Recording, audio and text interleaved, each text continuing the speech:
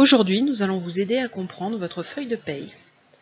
Un agent titulaire de la fonction publique perçoit une rémunération dont le montant est fixé en fonction de son grade et de son échelon.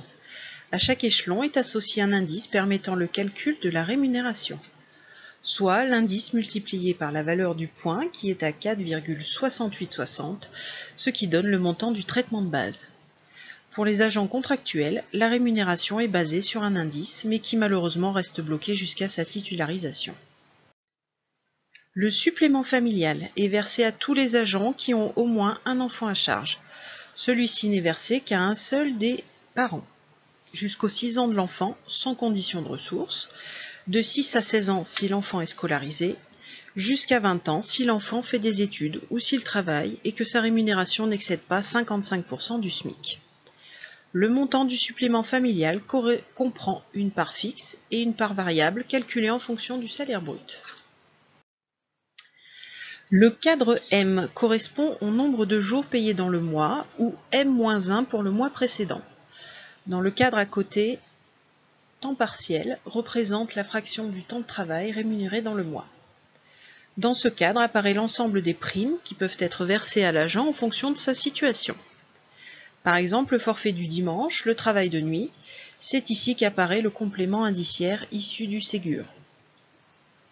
C'est l'ensemble de ces primes plus le traitement de base qui font le total brut. Nous allons maintenant étudier l'ensemble des cotisations versées à la fois par le salarié et l'employeur. Nous parlons bien de cotisations sociales et non de charges. En 1, les cotisations sécurité sociale qui financent l'assurance maladie et la retraite. En 2, la CSG, impôt destiné à financer la protection sociale, dont une partie est déductible des impôts. En 3, la retraite, la CNRACL pour les agents de la fonction publique ou l'IRCANTEC pour les agents contractuels.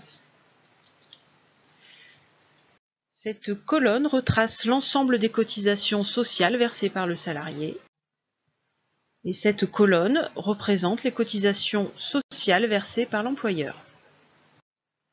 Le prélèvement à la source correspond à votre impôt sur le revenu prélevé tous les mois. Il est calculé en fonction du montant imposable qui figure en bas de votre feuille de paye.